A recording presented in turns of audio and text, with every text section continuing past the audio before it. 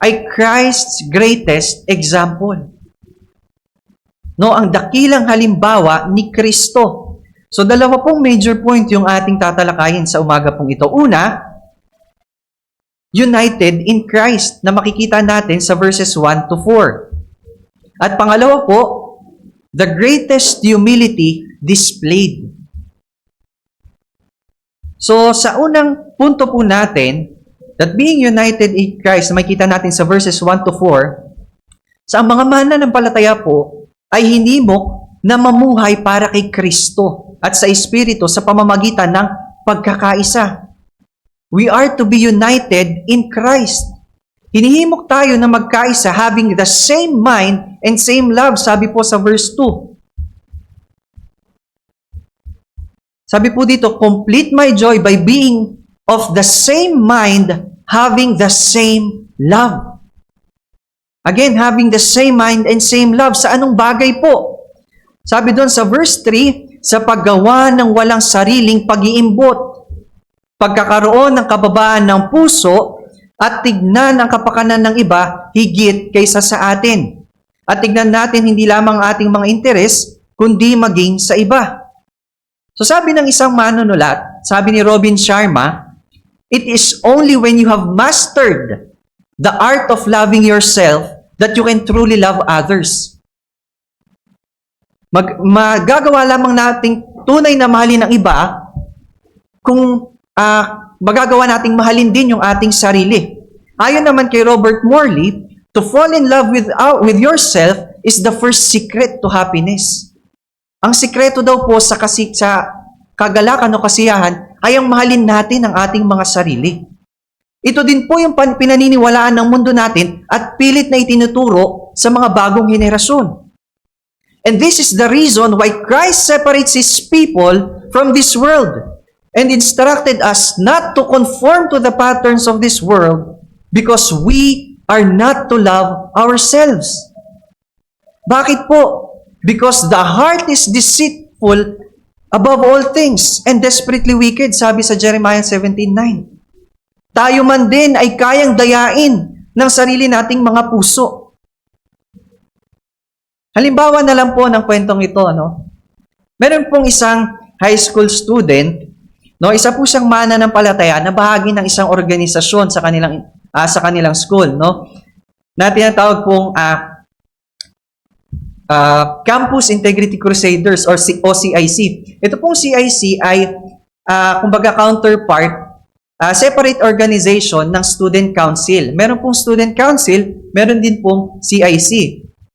So, si Student Council po ay under ng Department of Education. Samantala po ang CIC ay under ng Office of the Ombudsman.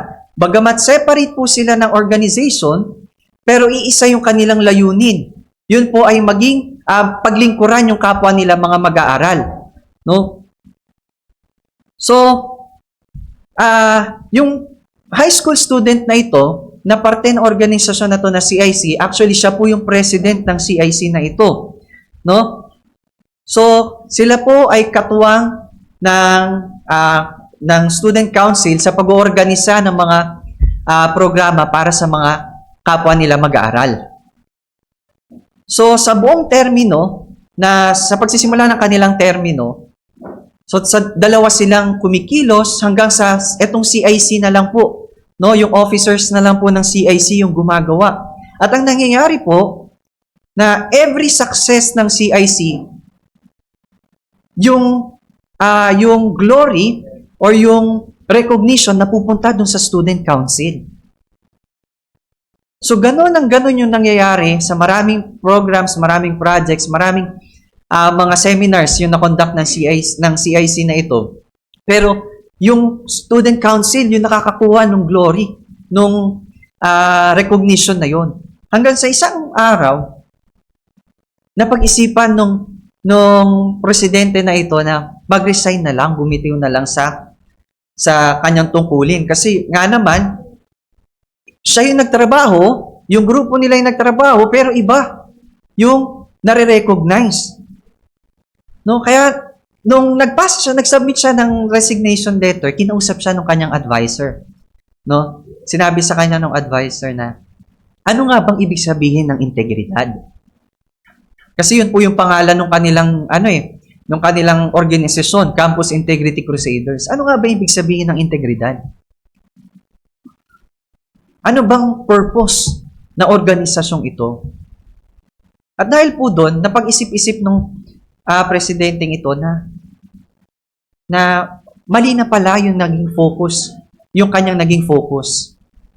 Tinanong din kasi nung advisor nila bakit siya magre-resign. So kinuwento niya na ganito nga po, na madalas kami yung nagpapakahirap, kami yung napapagalitan, kami yung nag-aasikaso ng mga ganitong bagay, kami yung lumalaban sa ganito. Pero ang recognition napupunta doon sa kabilang organisasyon. So doon na pagtanto nung presidenteng ito na mali na pala yung nagiging focus niya.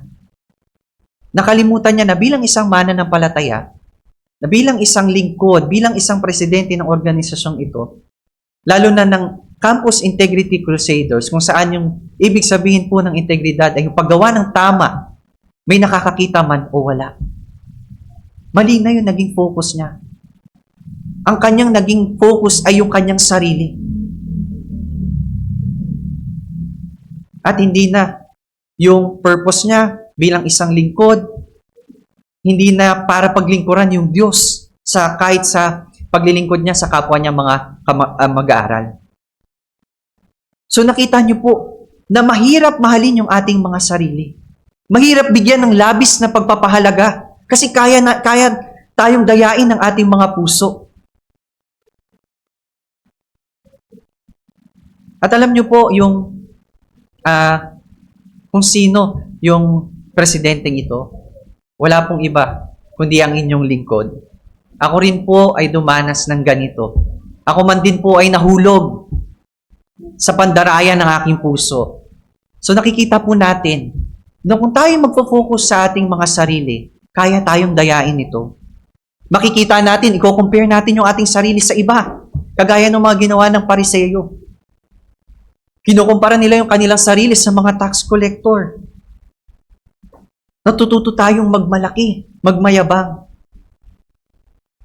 So tinawag tayo upang tignan ang kapakanan ng iba higit kaysa sa atin. At ito yung hiwaga ng ating pananampalataya sa Diyos. No, marahil naranasan niyo po na bagamat tayo nangangailangan, pero nagagawa nating tumulong. At hindi ito nagiging kabigatan sa atin.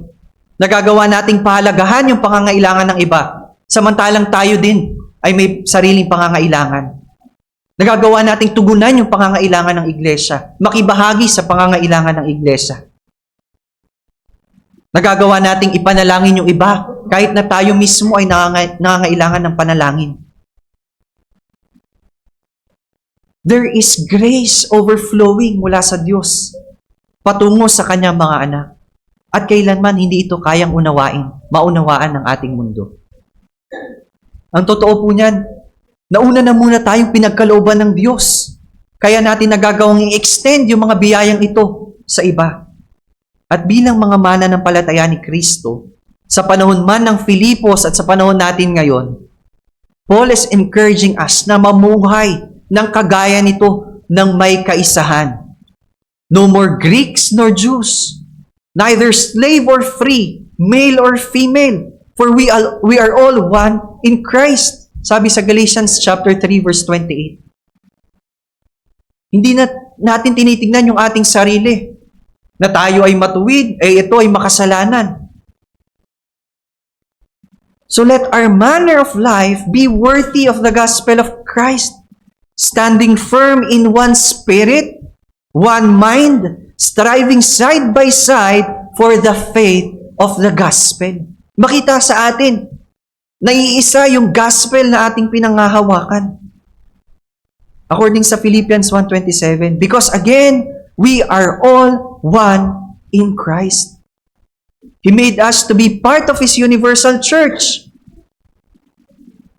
Ibinilang niya tayo sa kanyang pamilya, sa kanyang katawan. Pareho lamang tayong kinahabagan ng Diyos. Kahit walang dapat na magmalaki sa atin, walang dahilan para i-separate natin yung ating sarili sa iglesia ng Diyos. Ang iglesia ng Diyos ay samahan ng mga taong kinahabagan ng Diyos. Huwag mong iisipin na nakakahiya ako na yata yung pinakamakasalanang tao. Nahiya akong pumunta sa iglesyang ito. Baka hindi nila ako tanggapin. Kapatid, pare-pareho tayong kinahabagan ng Diyos. Hindi dahil ang isang tao ay nakakatayo sa pulpito, may mga ministeryo na kinabibilangan, ay higit na ang taong ito sa kanino man. Lalong dapat magpakababa tayo sapagkat hindi karapat-dapat, ngunit biniyayaan tayo ng Diyos na makapaglingkod sa Kanya, na maging instrumento para sa Kanyang kaluwalhatian. Kaya naman gamitin natin ang mga biyayang ito, mahitili na ating natatanggap mula sa Diyos upang paglingkuran ng isa't isa, upang abutin ang mga makasalanan.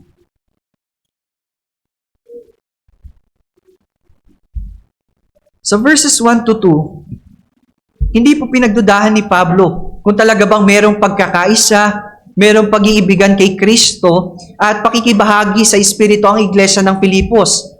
Kasi po sa chapter 1 verse 9 pa lang, sinabi na ni Pablo, "It is my prayer that your love may abound more and more." Kasi nakita na ni Pablo mismo at nararanasan niya yung pagtulong at pag-ibig ng mananampalataya sa Filipos habang siya'y nasa bilangguan. Kaya ang dalangin ni Pablo, that their love may abound more and more. Batid ni Pablo, naganap yung pag-ibig na mayroon ng mga mananampalataya sa Filipos. At ginamit ni Pablo sa chapter 2 verse 1, sabi doon, if there is, o kung mayroon, no, upang hikayatin ng mga Philippian believers na maging evident o hayag ang ganitong pamumuhay sa kanila. No, upang hikayatin sila. Sa ibang salin, sabi doon, yamang mayroong kasiglahan ang buhay kay Kristo, sikapin ninyong magkaroon ng iisang kaisipan.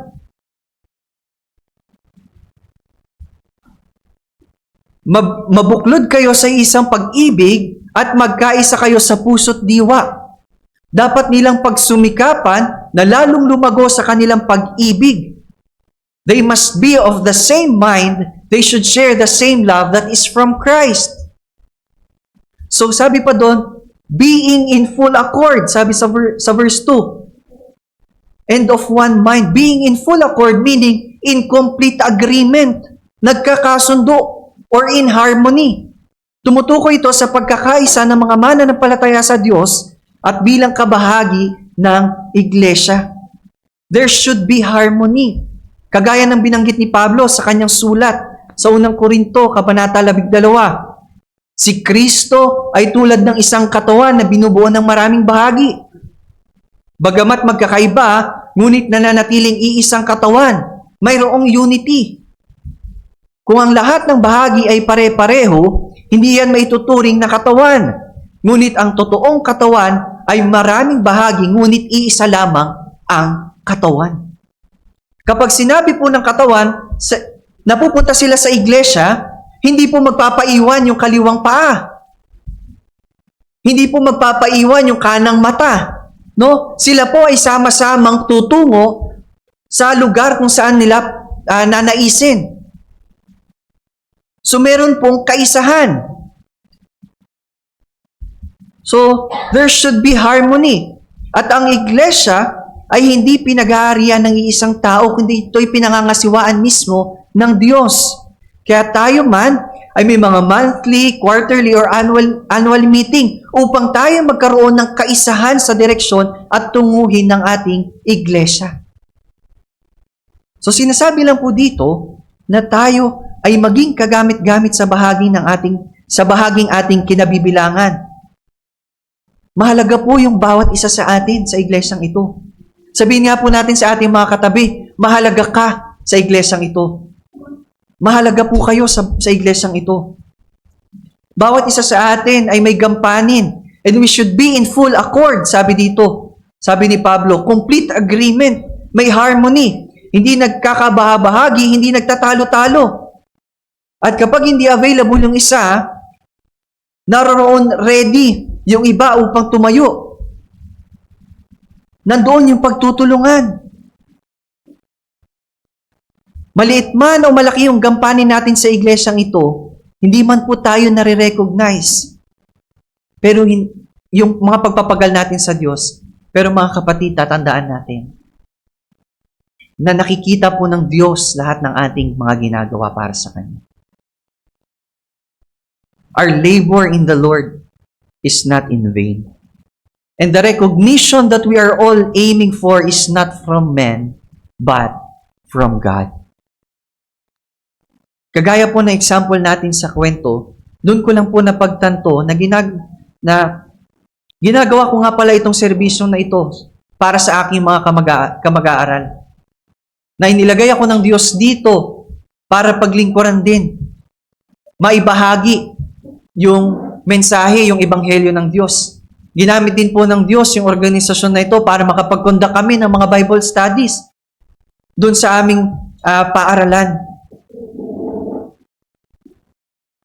At nagpapasalamat din po ako sa Diyos sa buhay po ng bawat isa na nagpapagamit para sa kaluwalhatian ng Diyos, para sa ministeryo, para sa kanyang iglesia. And just like Paul, patuloy ko pong ina-encourage ang bawat isa sa biyaya ng Diyos na magpatuloy tayong lumago at sumagana sa pag-ibig, sa pagkakaisa at pananampalataya alang-alang kay Kristo na ating Panginoon. And so verses 3 to 4, sabi doon, do nothing from selfish ambition or conceit. Sabi doon, ito ay paalala ni Pablo sa mga mananampalataya. Sapagkat batid ni Pablo, mayroon po talagang temptation na ang isang nagsasabing Kristiyano ay pangunahan ng kanyang sariling ambisyon. Pangunahan ng kanyang sarili. Maaaring nais niyang maging tanyag, nais niyang makarinig ng mga papuri mula sa tao dahil sa kanyang husay at galing o dahil sa kanyang mga talento. Kagaya ng ibang tagapangaral na binanggit ni Pablo sa chapter 1. Sabi doon, some indeed preach Christ from envy and rivalry. So nakita natin doon yung ulterior motives ng mga ngaral na ito. Nais nilang maging tanyag kagaya ni Pablo.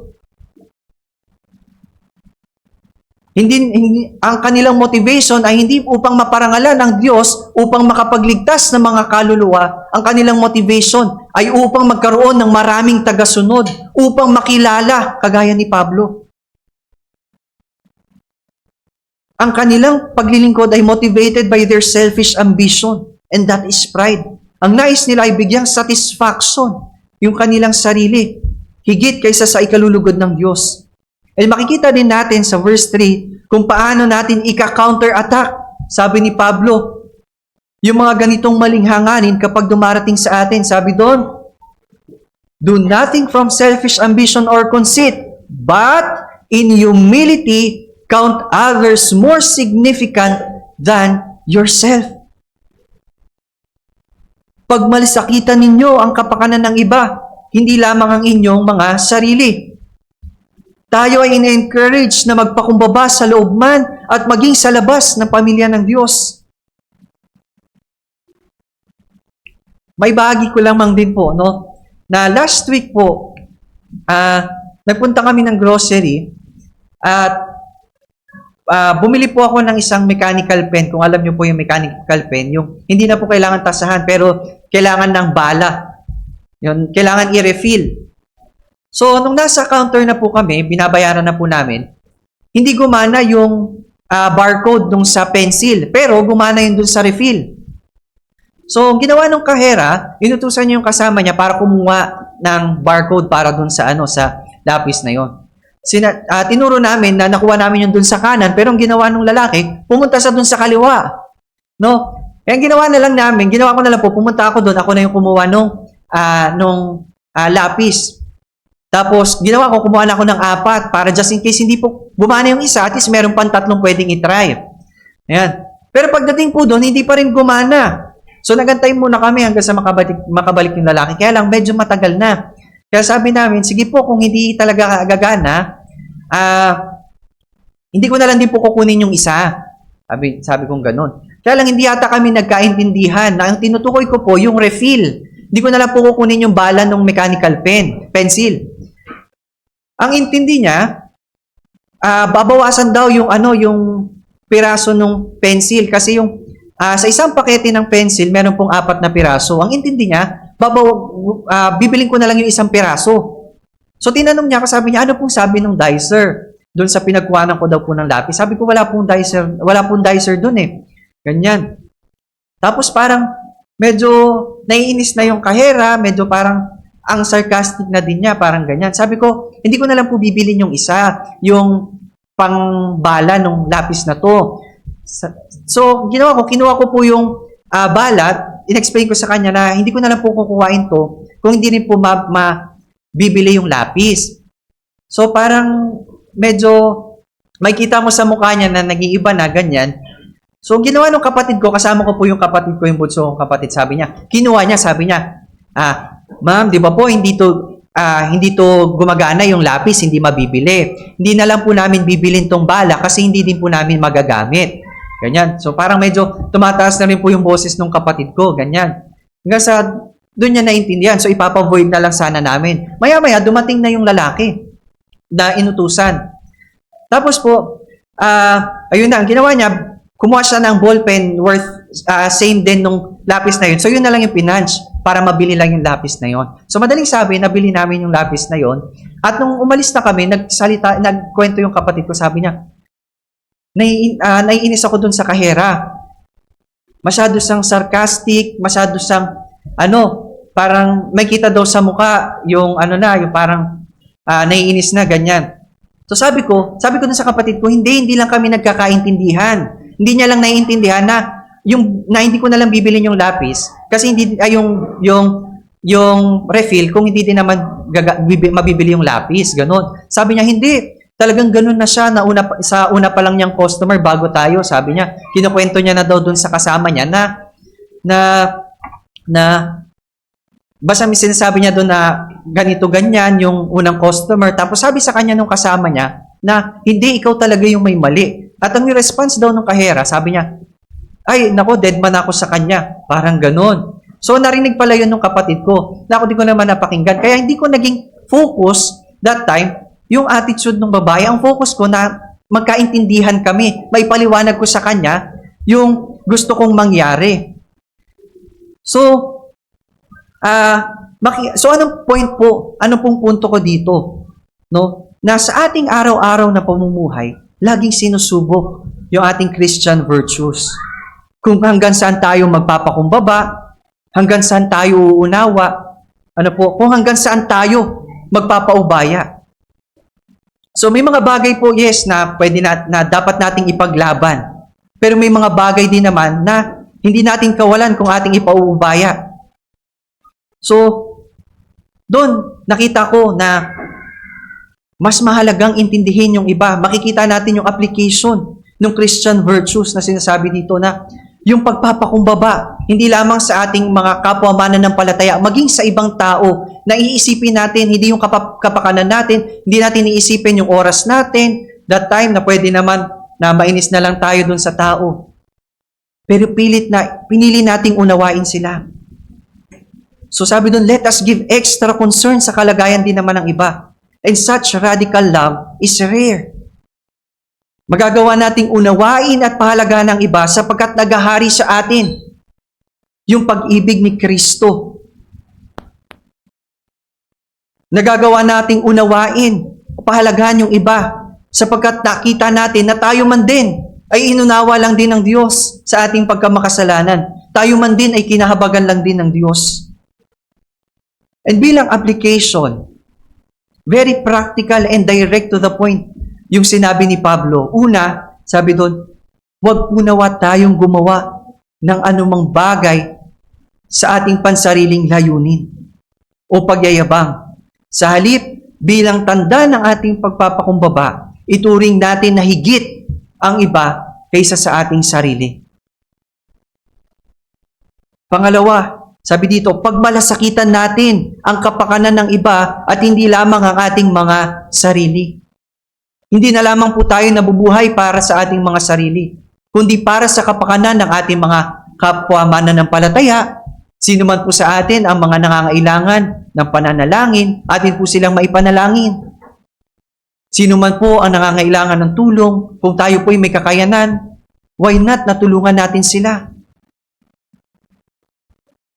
Kaya naman sa mga susunod na talata, binanggit ni Pablo si Kristo bilang supreme example na dapat nating tularan sa kanyang kapakumbabaan at sa kanyang dakilang pag-ibig na kanyang dinemonstrate sa kanyang pagkakatawang tao at pagsunod hanggang sa kamatayan doon sa krus. So ito na po yung greatest humility being displayed sa buhay ni Kristo sa ating pong second major point. Pero tayo po yung magpapatuloy, ipagpapatuloy na lamang po natin sa ating mga susunod na pag-aaral, sa mga susunod pong linggo. Tayo po ay manalangin.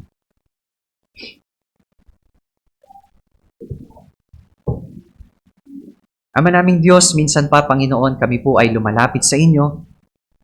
Kami po ay patuloy na nagpapakumbaba. Kayo, Panginoon, ang patuloy na nakakasiyasat ng aming mga puso.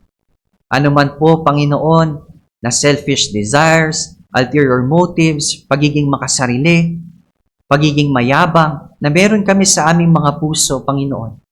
Kami ay patuloy ninyong linisin, katagpuin, Panginoon, basagin ang aming mga puso at tulungan kami, Panginoon, na hindi na lamang po mabuhay para sa aming mga sarili, kundi para na rin sa iba, Panginoon, para sa ikaluluwalhati ng inyong dakilang pangalan. Maraming salamat po, Panginoon, sa aral na ito na aming napagbulay-bulayan, Panginoon, sa talatang 1 hanggang 4, Panginoon. Tulungan niyo kami, Panginoon, na lumago kami, Panginoon, sa pag-ibig, lumago kami, Panginoon, sa kapakumbabaan, Panginoon, kung paano si Kristo na aming halimbawa, na aming Diyos, bagamat isang Diyos, Panginoon, ay hindi nagdalawang isip na isang tabi yung kanyang pagiging Diyos upang kami ay maligtas bilang mga makasalanan, Panginoon. Maraming salamat po, Panginoon. Patuloy, Panginoon, na pagharian niyo ang aming mga puso. Tulungan kami, Panginoon, ng lumakad ng may kabanalan, may kapakumbabaan, Panginoon, na si Kristo ang siyang naghahari sa aming mga puso.